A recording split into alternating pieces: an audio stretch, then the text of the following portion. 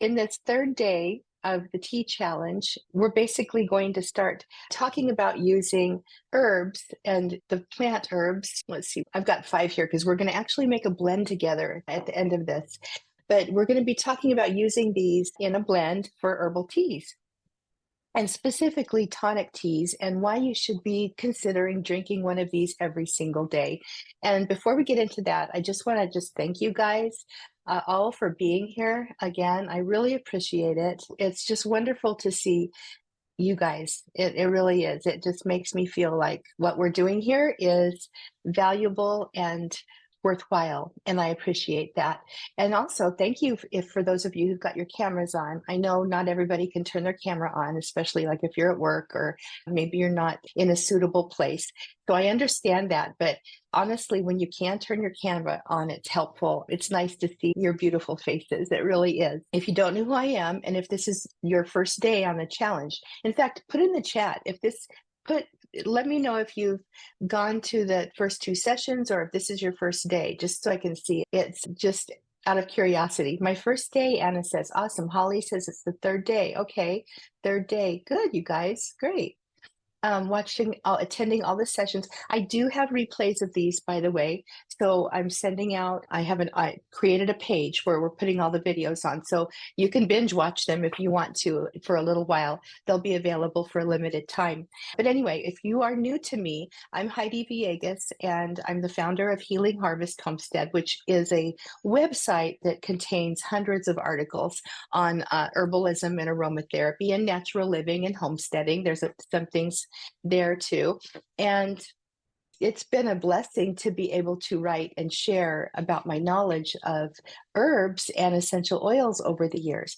As the website grew, basically, it turned into a school. People kept asking me to teach classes, or did I have classes? And I thought, I'll put a class together. And then I created a membership, and the school is growing. And it's definitely a lot of work, and it's a labor of love. And I just am really enjoying teaching people. I can't tell you how wonderful it is to watch students start creating their own herbal preparations, their own formulations, and get their apothecaries going. It's so exciting because I know that we need this more than ever. I wanted to just say, if you haven't watched the first session, we talked about the quality of herbs, and honestly, there's some information in there that you probably weren't aware of or aren't aware of until you hear it. And then in the second session, we dove into the flavors of the herbs, the tastes, and we talked about how those tastes evolutionarily, because we're humans and with bodies, and our species is thousands of years old, but how our bodies actually react to the taste and can tell what the health benefits are going to be. We're not consciously aware of this, but it happens in our bodies. And so when we taste something that's good for us, our bodies generally would seem to want more. This happens all the time with fermentation or fermented foods too. But it's pretty powerful. So if you missed that session, go back and look at it. And then also, I wanted to remind you, if you're in the Facebook group, you have access to this sheet. These are top 10 tea herbs and their actual medicinal actions. And then if you can go to my website, and if you search glossary or Healing Harvest Homestead glossary, I've also got a glossary of medicinal terms that you can print out too. So I've got those things. One of the reasons why I actually decided to talk about tonics today is because I get asked this question a lot, like, how much tea is too much tea? Can I drink tea every single day? Is that okay? And the answer is it depends, and it depends on your body and also the herbs that you're choosing to take. But specifically with our tonic herbs, yes. Generally speaking, they are safe to take every single day. And I've seen miraculous changes in some people, myself included, when I've been consistent about drinking certain herbal teas that my body has needed on a daily basis. So today we're going to talk about what is a tonic herb. All right. A tonic herb is not necessarily a medicinal herb. It can be if we treat it that way and make a strong infusion. And on the first day, we talked about the difference between a tea for pleasure and a tea as a medicinal infusion and how to do those differently. So if you didn't watch that session and you're not sure what all this means, go back and watch that one. But a medicinal herb is something that's going to be used generally for an acute situation or something that happens if I put my back out or I hurt myself, then I'm going to be taking herbs in either tea form or tincture form or topically to manage the pain. That's acute. Chronic is something where we've got an issue going on, a health need going on in our body, and tonic herbs can be really helpful for those. So tonics are basically herbs that they restore and they enhance physiological function in the body. They affect the tissues in the body. And when we say tissue, that's like a general term for all the parts of your body, your muscles, your bones, your blood, your veins and arteries, all of it. And these herbs can have a profound effect over a period of time on these. They're generally very gentle. They're not your low dose herbs. They're not super powerful. They work gently. They're nourishing. They have nutritional value, generally speaking. They are restorative. And a restorative is something that you would use when, let's just say, you're recovering from a bad cold and you've got a sinus infection or that's going away, or your lungs are not quite up to capacity after being sick. A restorative herb over time can really help your body regain its vitality in that area. It's building. These herbs are building herbs, and in other words, they build energy, and they may also be reducing. So in that case, a reducing type of action would be like a diuretic herb, where you want to reduce fluid in your body in order to bring it back into a state of balance. So we're in Western herbalism, we're always looking at balance. And we're going to be talking a little bit about how Eastern herbalism, which is TCM, traditional Chinese medicine, and Ayurveda looks at these tonic herbs versus Western herbalism, and how the Western herbalists tend to look at the tonics. It's a little bit different. But the essential thing to remember here is that tonics must be taken consistently over time. They tend to restore and maintain physiological function. They affect the organ systems, and some herbs have a specific affinity for specific organs and systems. They also can lead to feelings of well-being. So this would be like, I don't know how many of you have experimented with taking apple cider vinegar on a daily basis for your health. That just doing that action tends to make people feel better over a period of time. And I've heard that over and over from different people. A school teacher I used to work, taught across the hall from me for a couple of years, and he would always come over. Did you take your apple cider today? He was convinced, and I'm sure it's true, that the apple cider vinegar helped him lose like 80 pounds. Now, I'm sure he was doing other things, but he really was big on that apple cider vinegar. But that's the sense of well-being you have when you take something that's good for you. The tonic herbs are usually or oftentimes your roots, your barks, and or they have some kind of nutritional and caloric value. So let's talk about traditional Chinese medicine for a moment. In TCM, the tonic herbs that they choose are meant in their system to basically move qi or energy throughout the body. And that's what they look at. Their sense of vitality is, how is the energy movement going on? So their tonic herbs are about moving. And so that's a neat way to look at it. In Ayurvedic medicine, and that's Indian medicine, the herbs are oftentimes sweet or oily.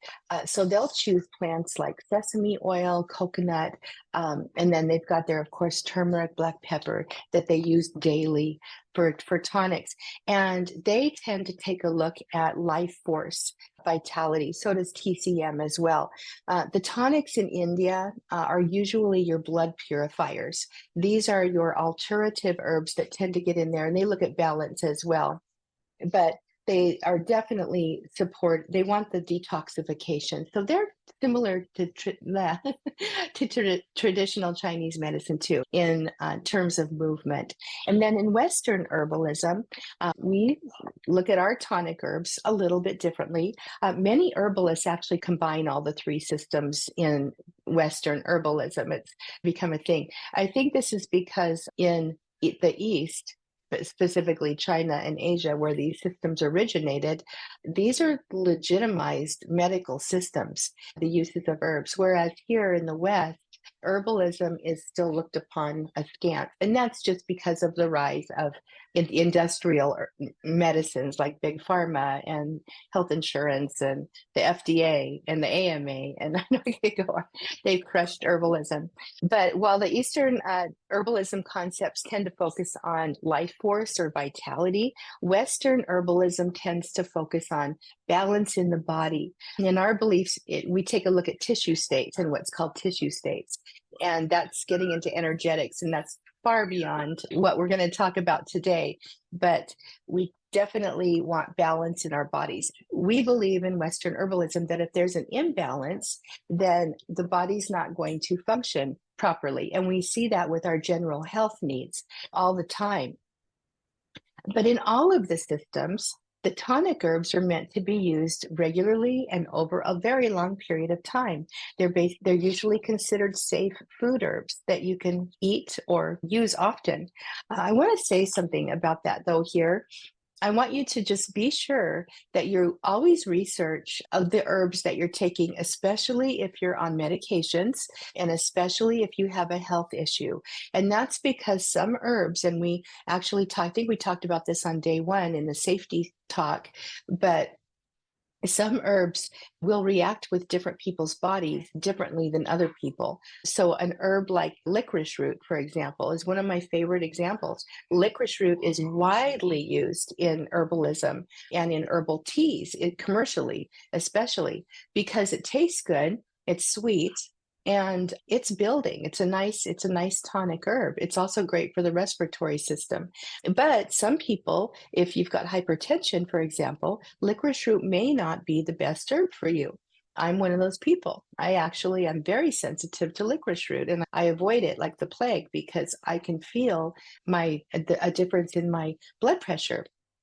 So always be sure to research and just realize that all of us are different. Our bodies are all different and we react differently to different things. And I love that about herbalism, that we have the ability and the power to basically explore the different herbs and create things that fit us. It's much, much different than big pharma is, where they give everybody the same pill for whatever the condition is. And that's really, I've seen it over and over where it doesn't work for people. There are negative side effects, and that's where they come along. And it's just not a great thing sometimes. So anyway, the tonic herbs and being able to learn herbalism and to create your own blends and your own plant medicines that are healing and good for you is so empowering. Basically, if you think about the tonic herbs, and I've got some calendula above my head here, that's one of them. I've got some others over here.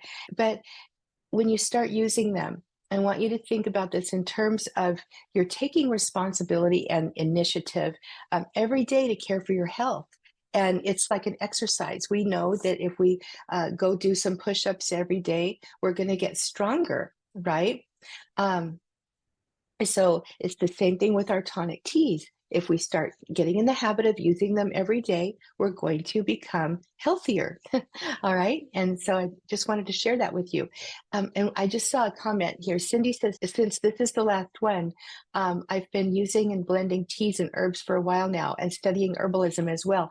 I want to just tell you, I've got another surprise session coming Sunday, only it's not really a surprise because I've been talking about it.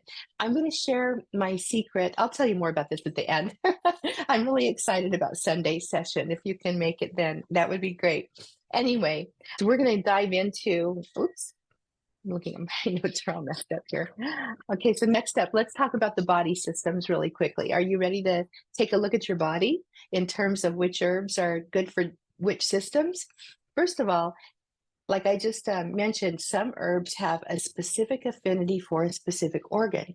And this is wonderful because if you know that you're trying to manage health in a specific system, like the nervous system for maybe some stress or anxiety, or perhaps a shingles outbreak, or you're trying to reduce the presentation of cold sores, even, or maybe it's your heart, your cardiovascular system, or maybe it's your lungs. When you want to strengthen your lungs and your breathing capacity, you can actually choose different tonic herbs to specifically work on your body systems.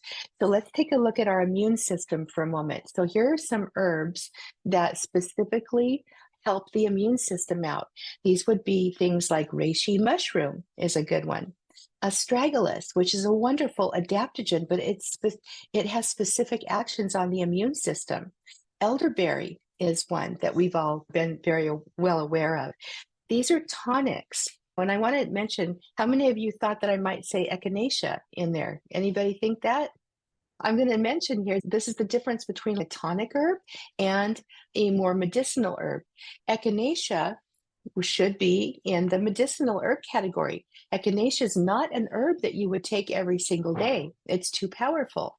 Okay, so this is the difference. But herbs like reishi, astragalus, elderberry, those are actually safe to take on a daily basis in moderate amounts. And they're wonderful to support the immune system.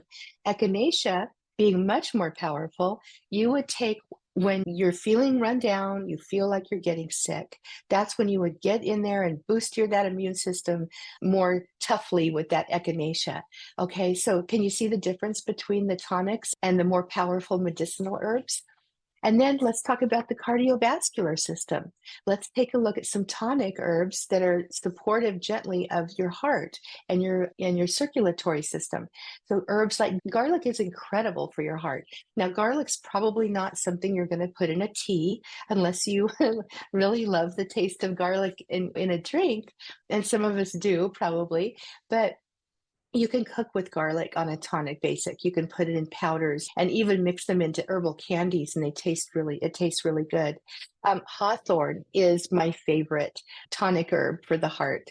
It's very gentle. It's a food herb in Europe. Actually, you can make hawthorn ketchup even. It's an amazing plant, but I love it in herbal tea. It's got a beautiful flavor and it's super helpful for the heart. And then I would say motherwort is another tonic herb that you can take on a daily basis that is helpful for your heart. And I'm going to share the Latin name with you of motherwort. It's Leonoris cardiaca. Or Cardiaca leonoris. I think I've got it mixed up. But I love the fact that cardiaca is in the Latin name of it. It points right to the heart. Motherwort's also very helpful for female reproductive health and hormone balance. Right there, it's another tonic that can be supportive of the reproductive system. Let's talk about the hepatic tonic herbs. These are herbs that support the liver, the gallbladder, the spleen, these kinds of organs. Burdock root and dandelion root are probably the most well known. They're also known as blood purifiers and detoxifiers. And that's because they're supporting our main organs of detoxification. And I love those two plants. And I want to specify that it's the root for these that are strongest in action on the liver. The leaves have more of an affinity for the urinary system and the kidneys. So right here, even when you're talking about plant parts, it's just really good to know, have an understanding of the plants. In fact, the next system we're going to talk about is the urinary system. Dandelion leaf, dickweed, oat straw, oat tops, all of these are wonderful tonics for the urinary tract. Corn silk is another one. In fact, I love corn silk. It's very gentle, but it's helpful if you've got a little bit of incontinence going on. And it's even good for little animals who have that problem if they're older happening. Those kinds of herbs are wonderful tonics. And I just want to say most of these can be used with your pets too.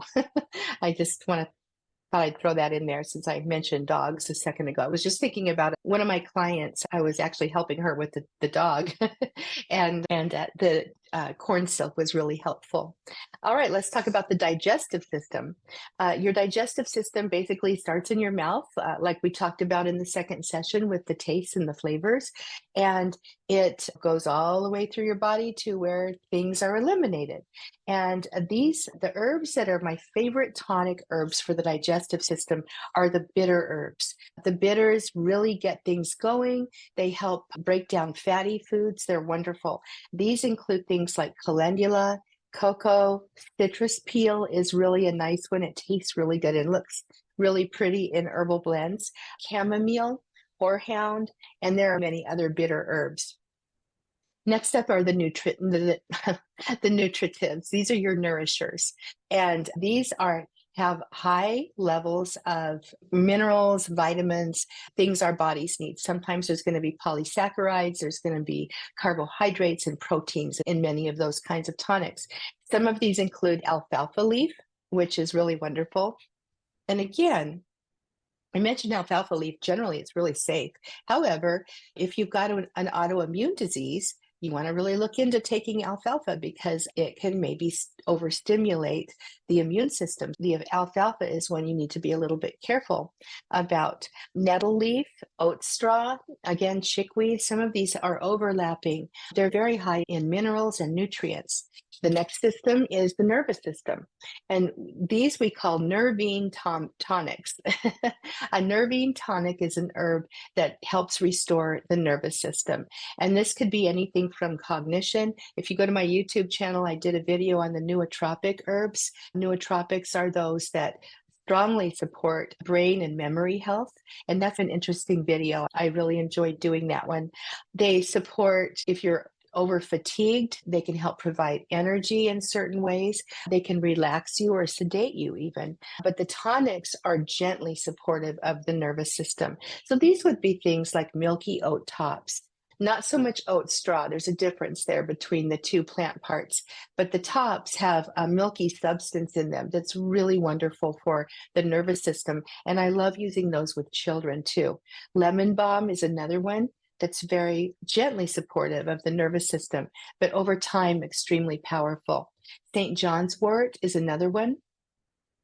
The thing about the nervous system, especially we all know if you've been depressed or if you've been under a lot of stress, doctors want to just put you on medication, right? They just want to even you out.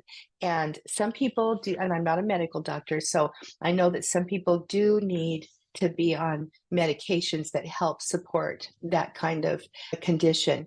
But oftentimes between exercising, which releases dopamine, and taking certain tonics or herbs that support the nervous system, sometimes these can help manage certain conditions for some people.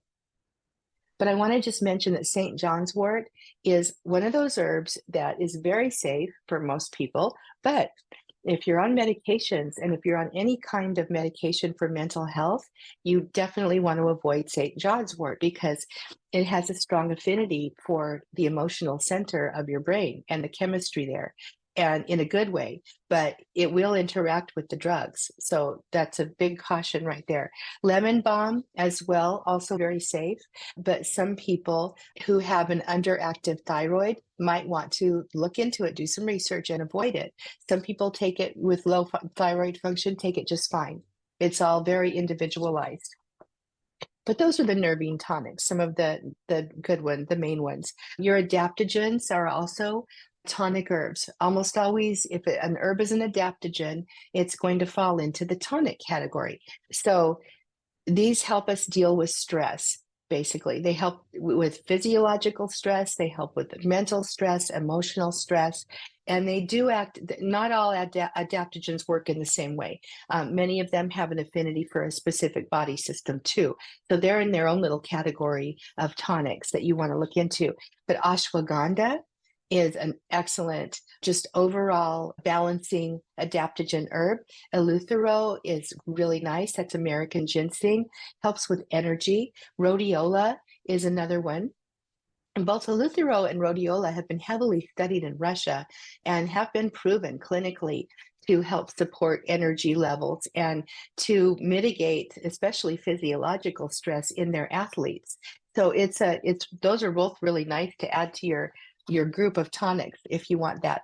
The alternative herbs are another category that are generally always going to be tonics. These are your blood purifiers, and they include dandelion, nettles, cleavers, your burdock, ginger's one of them, red clover's another one of them. You can see there's a lot of overlap. So let's just say you make an herbal tea, and I'm going to use some very common tonic herbs over here when we make this tea blend in a few minutes. But you can start picking and choosing tonic herbs that are good for you to support body systems that you want to support in your body. So it's pretty neat. You can actually support multiple body systems in one herbal tea blend. It's pretty neat. All right, so now we're going to get into the teas here, but I want to just talk about why you would want to take a tonic herbal tea every single day. Why would you want to do that? So you've probably already figured out a lot of the things because I've glossed over some of them, but they are best enjoyed daily. They start working on your body over time, so you need to be consistent with them. But it's fun. You can build a little routine for yourself that doesn't take a lot of time, and it's enjoyable, and then you can find pleasure in it. I tend to be a go-go person. It's really hard for me to stop and slow down, but drinking a cup of herbal tea, if I do it intentionally, I can actually go outside and sit down and enjoy it. So it depends. All of our lives are different, but try to build that time in. If you can also just take your tonic tea to go. When I was teaching school back in the day, many a while ago, I used to bring one of those tea infuser cups with me to work, and I would make it a point to drink the whole thing by the end of my teaching day, along with some additional water. And I just enjoyed it like that because I was busy. That was the way I could do it. It's also one of the best ways to obtain nutrients from these herbs. You can ingest the herbs and cook with them, and that's really the best way.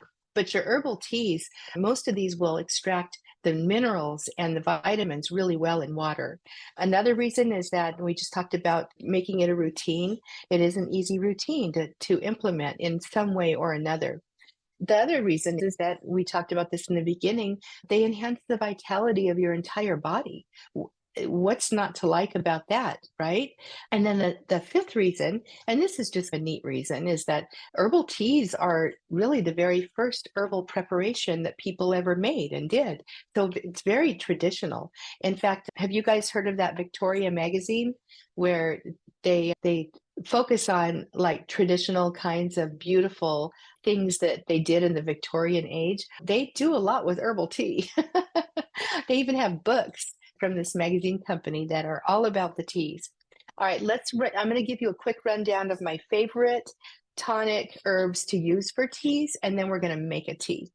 All right, so number one, I love these are in no apparent order. They're just some of my favorites that popped into my head when I was writing my notes up. But raspberry leaf is a wonderful herb for the female body specifically.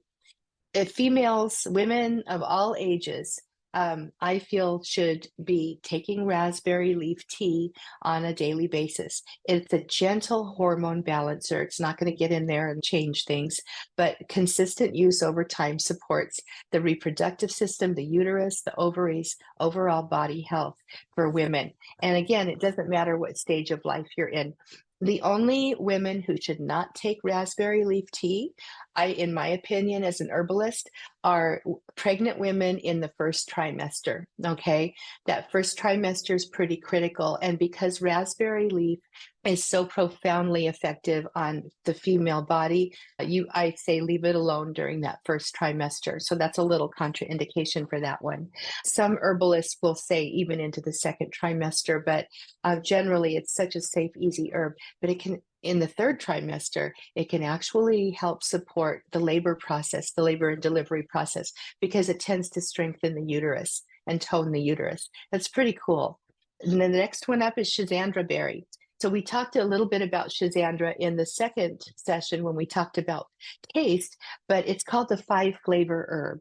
And it's called that because you can taste all 5 flavors, but it has some really beautiful, broad health benefits for the body. Dandelion leaf and root. Dandelion, which we can find in our yards if they're not sprayed, go use them. Or if the animals aren't out there, I have a lot of dogs and it upsets me. I have most of my dandelions grow where their yard is. And so I won't use those dandelions. I have to, so I've tossed seeds out into other areas of our yard that they don't have access to. And finally, I've had a ton of them, but it's such an easy plant to use and it grows everywhere. It's available to almost everybody all over the world. And wow, does it have some beautiful strengthening and over time healing benefits. Licorice root is also wonderful for most people. Again, it's not a good one for me, but for most people, I recommend licorice root. It's sweet. It's got some beautiful nutritional properties. It's got high levels of mucilage, which is a compound. It's a polysaccharide that it's slimy and it supports healthy mucous membranes in the body. So licorice is a really nice one. Hawthorn berry is another one, which I just talked about, so I won't go into that one again. Nettle is in the same category as dandelion. Both the roots and the leaves are excellent, but I like the leaves in my herbal teas. And we talked about the flavors of those. Those are both the saltier flavors the other day. Milky oats. I love milky oats. If you can find quality milky oats, please get them. They're beautiful and wonderful. And I suggest, I've purchased them from the big bulk stores when they're available, and I've been a little disappointed. So try to buy them from like small herb growers if you can. She's not a friend of mine. I just know she's an acquaintance, but she owns an herb farm over in Troy, Idaho, which is pretty near us. And I met her once at a farmer's market and we had a good conversation. But I love recommending her shop because her herbs are the freshest, literally, besides the ones I grow in my own garden, they're the freshest you can ever get. Her store is called Reverie Farm LLC. I'll put that in the chat here. And her herbs are really excellent. Another one is Gotu Kola. Gotu Kola is really great for the nervous system and the brain. So I really like using it in blends where I want to support cognition. Rosemary's another one. Sage is another one. Those three together are great. Bacopa is another one for brain. Tulsi is excellent for gently supporting emotional health. It's not going to be strongly powerful like St. John's wort is, but Tulsi tends to, it's a builder. It builds vitality in the body. So I really love that one. And then I just want to mention the mints, peppermint and spearmint are both beautiful tonic herbs, and they help with the flavor and the taste of your herbal tea blends. Okay, so we're going to go ahead and make an herbal tea together really quickly. So what I've got here is a bowl and I've got a scoop.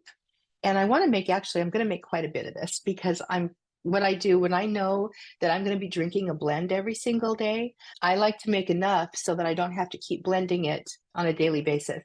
So I'll make the blend up and then I'll store it and have it ready to go. So I don't have to think about it. It's easy. So bowl and a scoop, and this happens to be a 1/2 cup scoop. So we're gonna do the parts method here. The parts method is basically a ratio method. So if I say I'm gonna use 3 parts, and I can choose the size of my part. This is a big part. I could actually choose a little part if I wanted to and make a small amount. And that's a good way to test a blend that you're not sure about to see if you like it. And so you don't waste your herbs. But I've made this blend that we're gonna make here so many times over the years that I know it's wonderful. So I'm using a big part. So I'm going to take my nettle leaf here and I'm going to use 3 parts of nettle leaf. So there's 1 part, 2 parts, 3 parts. So we can see this tonic blend is going to be very high in nutritional and nutritious, nourishing nettle. All right, the next one is 3 parts of peppermint. As I've mentioned before, I am not naturally a big tea lover overall because I used to think somebody said they taste like dirt. And that's how I used to think about them too until I started working with them.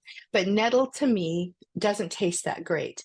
So I'm going to offset it with another tonic herb that does taste great. And I'm going to use 3 parts of peppermint leaf. And right now, because my parts are big, I just want to show you my bowl. My bowl is actually getting pretty full so far. So we've got 6 total parts. Now I'm going to use 2 parts of horsetail, and it looks like I forgot to get my horsetail. Oh, I'll blend it in later. I wanted to do 2 parts of horsetail, and maybe if Joe's listening, he can go get it for me. I don't know.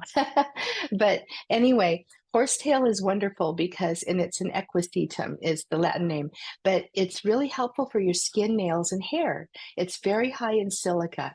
So it's one of my favorites to use when I'm wanting to strengthen bones, teeth, hair, skin, and nails. It's really wonderful. So the next one I'm going to be using here is oat straw or oat. These are milky oat tops, which are my favorite to use. If you don't have these and you can't get them, oat straw is just fine. Oat straw is very nutritious as well. I just like the benefits of oat straw on the nervous system. And, oh, thank you. All right. I just told you 1 part, but I'm putting in 2 parts because I just really like this herb so much. All righty. And then I've got my horsetail here. This was harvested last summer. It grows out here in the springtime in the fields. Unfortunately, it tends to grow in cow pastures. And so I prefer not to harvest in cow pastures for obvious reasons.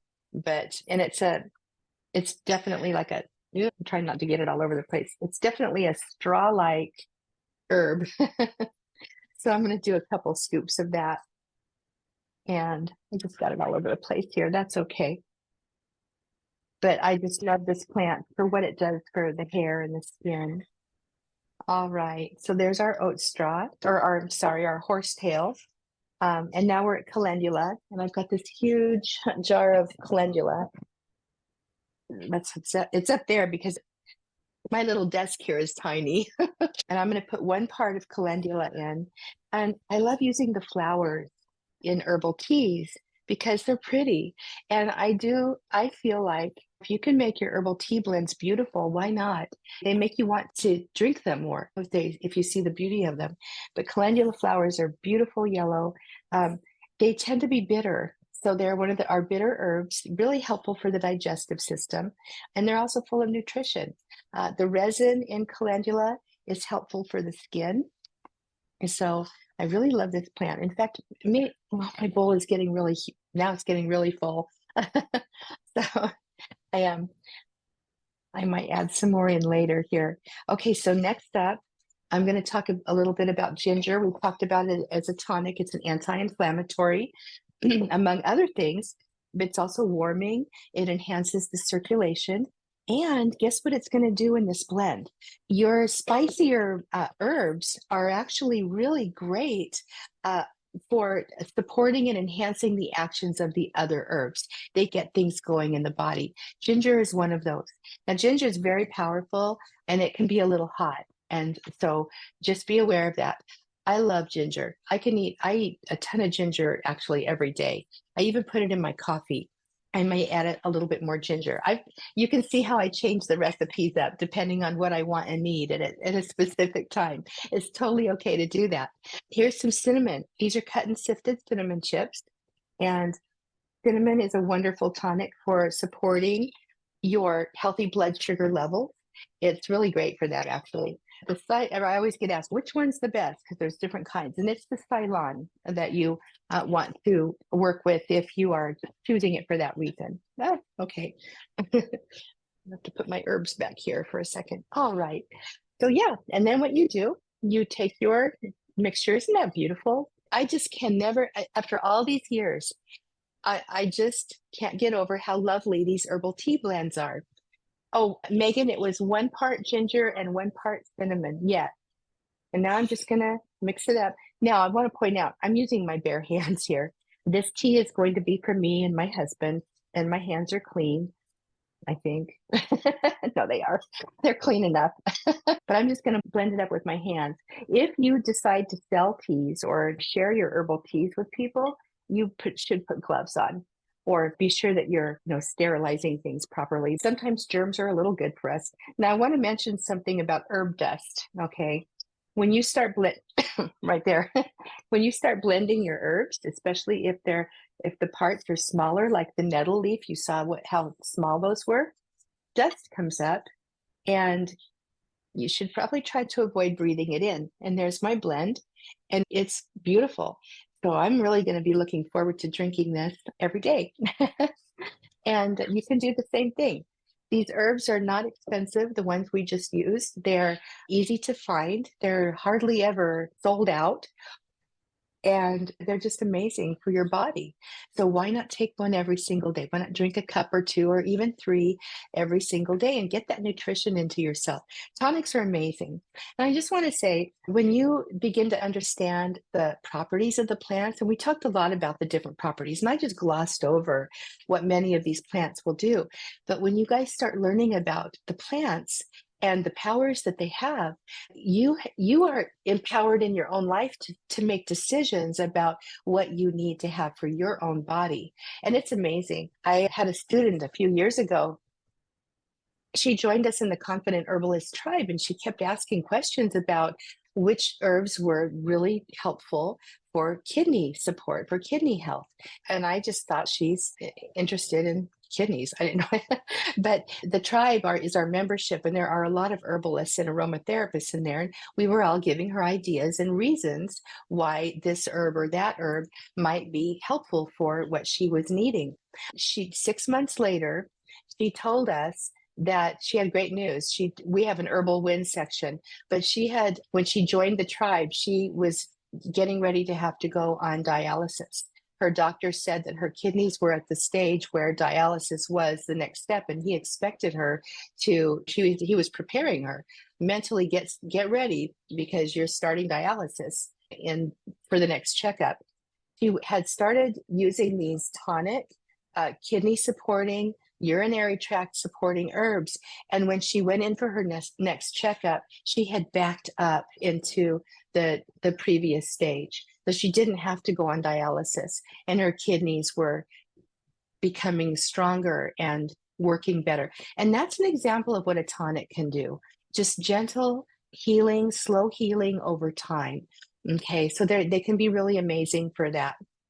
I want to go ahead and I've been sharing some things students say the last couple of days. So I'm going to share a couple more comments. One of my students, Biani, says, both my daughters have really bad cramps when they get their periods. How many of you have experienced that? I'm so glad I'm past that stage, frankly. Anyway, they have taken Tylenol and Midol, which hasn't really helped, but every time I prepare the chamomile and ginger tea, within a matter of minutes, their moans subside, and after about 30 minutes, they're not in pain anymore. And that's pretty typical. We also take oregano with sage tea as soon as we start having a cold, and we don't even make it to more than 1 day with a sore throat and don't really ever get the full cold.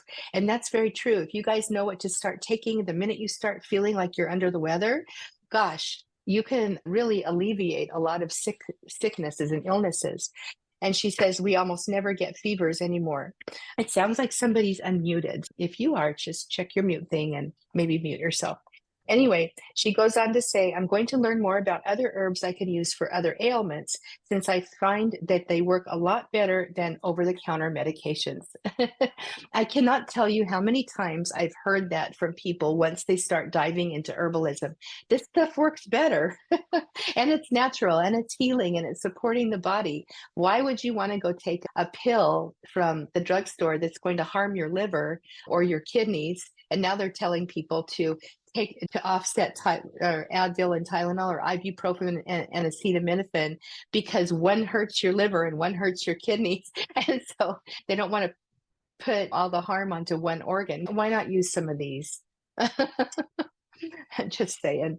Anyway, Susie D says, I love herbal teas. I typically drink 3 mugs a day. I have made many of Heidi's tea recipes. And by the way, my website has a lot of my recipes on it too. I have so much free content out there for people. My mission in life here at this point is to help people learn this so that they can help their families. I have a feeling that our information is changing, and we've lost herbalism before in the past. The government has taken it away from us. They've stolen this knowledge from us. And it really makes me angry because I think back to my young life, I could have really helped my children and myself a lot better had I known what I know now. And so I feel like everybody should have access to this knowledge. Anyway, Susie goes on to say, I've made many of Heidi's tea recipes: happiness tea, manly man tea, healthy bones tea, rosy chocolate chai, sensuous skin and healthy hair, and more. I have a lot of recipes out there. These are all recipes too. I used to sell to people I had an herbal shop before I started the website. And I had quite a clientele, but these were all really popular herbal tea blends that I sold.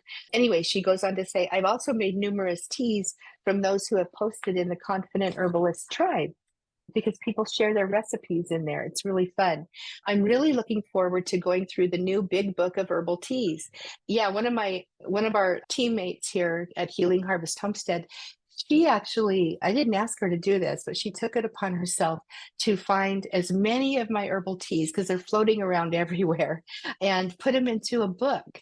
And so that's what we did here. That's why you'll see my name's on it. And then with Jessica Morgan, she actually did all the work to go through and find all of my herbal teas. And I'm not sure, but I think she might be doing that with my salves now too, because they're on YouTube, they're on my website, and I've got my recipe books are not organized. I'm just not an organized person. I'm a little ADHD actually. So having a really organized person is helpful. Anyway, I want to just mention here that Sunday, we're going to be having the fourth session.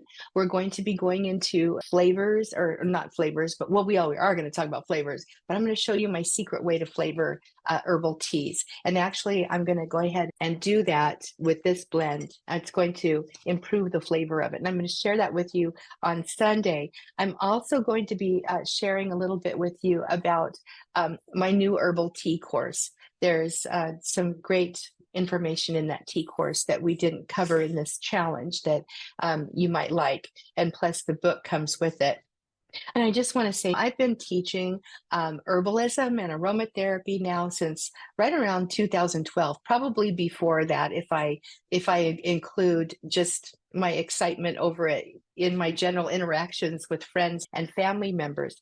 But I just love watching people learn this. I love watching people learn these skills. It is my joy in life. So thank you so much for being here. I want to just say, if you're interested in learning herbalism, and I'm going to speak more about this on Sunday, but take a look at our courses. Take a look at the Confident Herbalist Tribe. It's very affordable, and it's really for everybody if you're interested in that.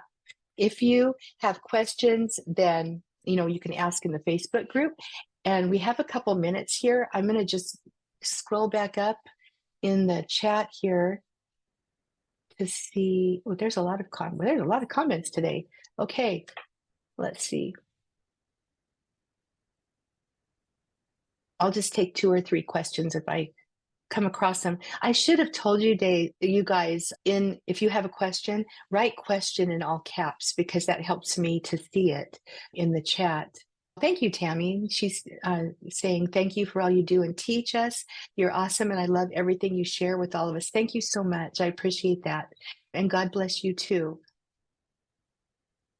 Oh no, Terry says, I had a bad reaction to losartan with turmeric a year ago. I still have urinary hesitancy. I'm so sorry. The side effects can range from just annoying to really life devastating. Let's see. Sierra says, is milk thistle a tonic herb? Yes, I would definitely put milk thistle in the tonic category, and it's very wonderful for the liver. Now, I just want to remind you guys, and we talked about this on Monday's first session, we dove into a little bit of solubility, which means how well a liquid can extract the compounds you want from the plant. So there's different liquids, right? There's alcohol, there's vinegar, there's water, there's honey, there's glycerin, there's all kinds. And some of these are really great for extracting things that you want, and others of them are not. So if you're looking for the nutritional value, and if you're looking for specifically with milk thistle, it's the silymarin chemical that's in milk thistle. that supports the liver. That's not water soluble. Minerals are, vitamins are, yes, they're wonderfully water soluble.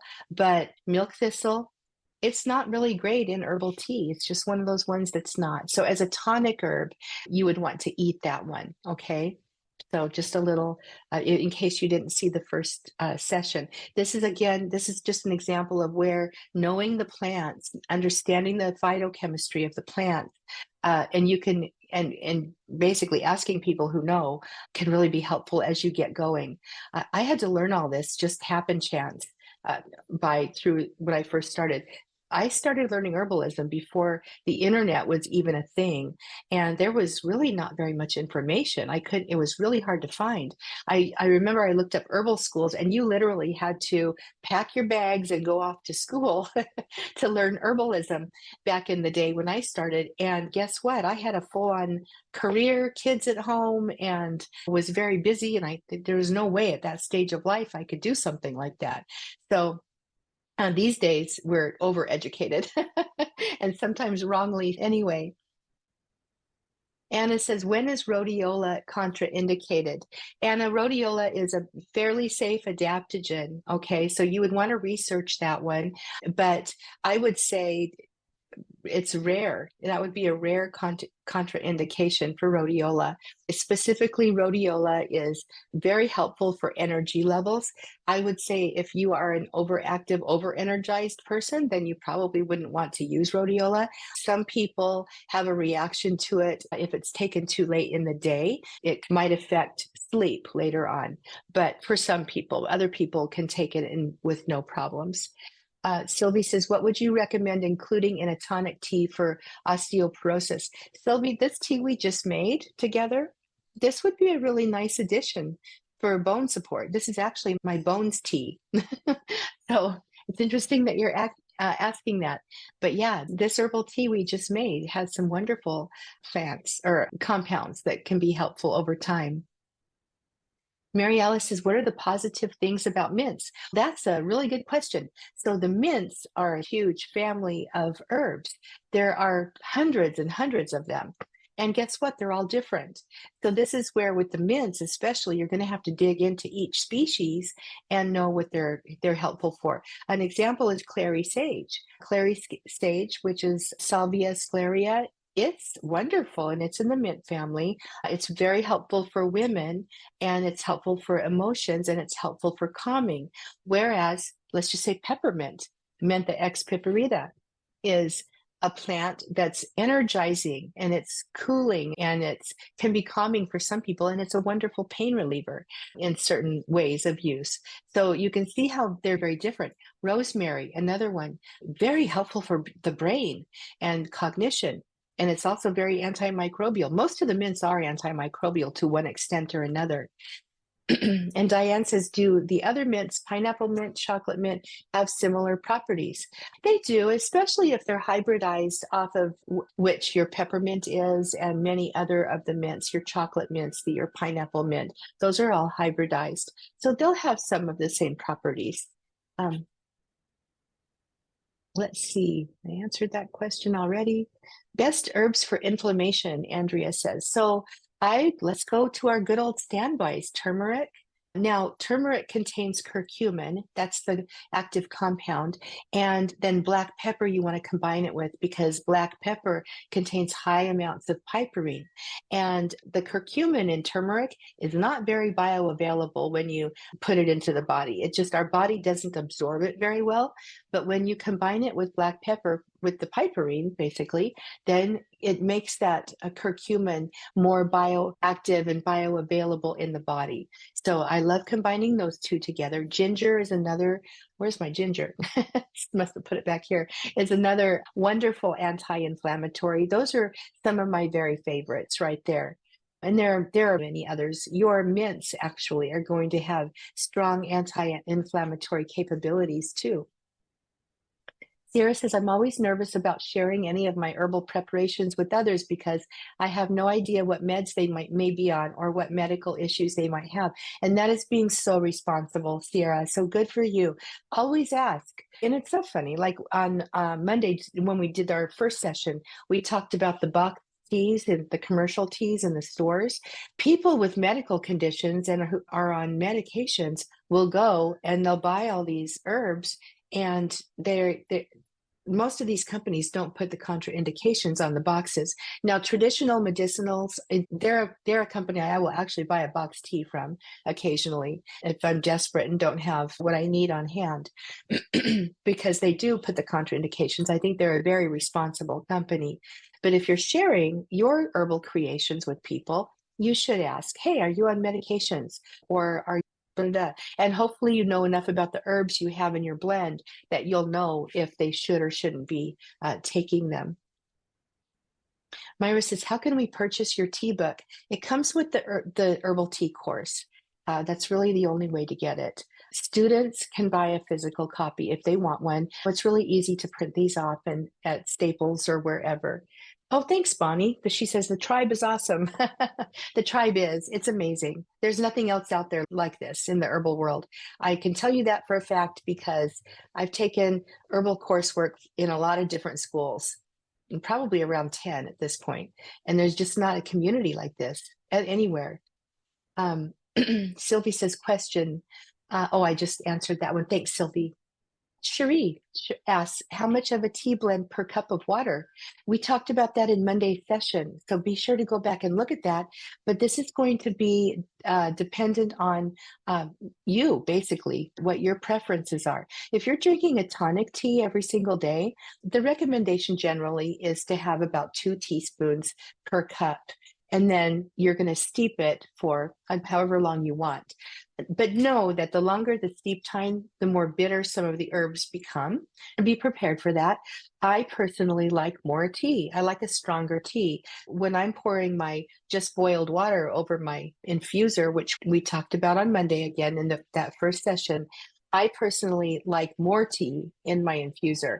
But you don't want to overpack it. And we talked about this on Monday too, because you want movement in that infuser for your herbs to move around.